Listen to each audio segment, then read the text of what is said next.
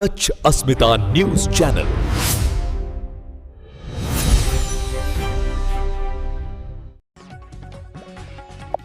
કચ્છ અસ્મિતા news channel. Rapar શહેરમાં ભાડાના મકાનોમાં ચાલતી આંગણવાડીઓને પોતાના કાયમી મકાન ફાળવવા બાબતે સંબંધિત વિભાગને આપવા માટેનું આવેદનપત્ર રજૂઆત નીચે મુજબ તૈયાર કરી છે. તારીખ 21 ઓગસ્ટ 2026. સ્થળ રાપર. પ્રતિ માનનીય બાળ વિકાસ યોજના અધિકારી CDPO સાહેબશ્રી, જિલ્લા સમાજ સુરક્ષા અધિકારી શ્રી, મહિલા અને બાળ વિકાસ વિભાગ, રાપર, જિલ્લો કચ્છ. વિષય: રાપર શહેરમાં ભાડાના મકાનો, દુકાનોમાં ચાલતી આંગણવાડીઓ માટે કાયમી મકાન, બિલ્ડિંગ બનાવવા અથવા ફાળવવા બાબત. સાદર નમસ્કાર. ઉપરોક્ત વિષય અનુસંધાન જણાવવાનું કે હું ભરત ગોહિલ, આમ આદમી પાર્ટી રાપર તાલુકા પ્રમુખ છું. રાપર શહેરમાં કુલ 26 જેટલી આંગણવાડીઓ કાર્યરત છે, જેમાંથી અંદાજે 18મી 20 આંગણવાડીઓ હાલમાં પ્રાઇવેટ ભાડાના મકાનો અથવા ભાડાની દુકાનોમાં ચાલી રહી છે. આ ભાડાના મકાનોમાં ચાલતી આંગણવાડીઓ સંદર્ભે નીચે મુજબની અગવડતાઓ અને મુશ્કેલીઓ જોવા મળે છે.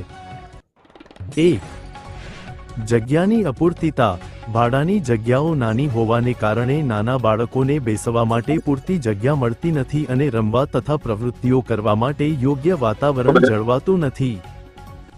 2. મૂળભૂત સુવિધાઓનો અભાવ. ઘણી જગ્યાએ પૂરતી વેન્ટિલેશન, શૌચાલય અને પીવાના પાણીની યોગ્ય સુવિધાનો અભાવ હોય છે, જે નાના બાળકોના સ્વાસ્થ્ય પર માઠી અસર કરે છે. 3. કાયમી સ્થળનો પ્રશ્ન. ભાડાના મકાન બદલાતા રહેવાથી વાલીઓ અને બાળકોને સતત મુશ્કેલીનો સામનો કરવો પડે છે.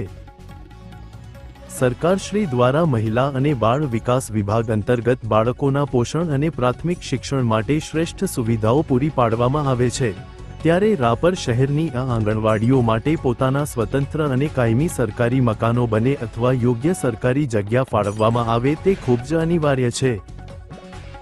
આપશુને મારી નમ્ર વિનંતી છે કે રાપર શહેરમાં ભાડાના મકાનોમાં ધમધમતી આંગણવાડીઓ માટે કાયમી મકાન બનાવવા અથવા તે માટેનો યોગ્ય પ્રસ્તાવ વહેલી તકે સરકારશ્રીમાં મોકલીને જરૂરી કાર્યવાહી હાથ ધરવા કૃપા કરશોજી.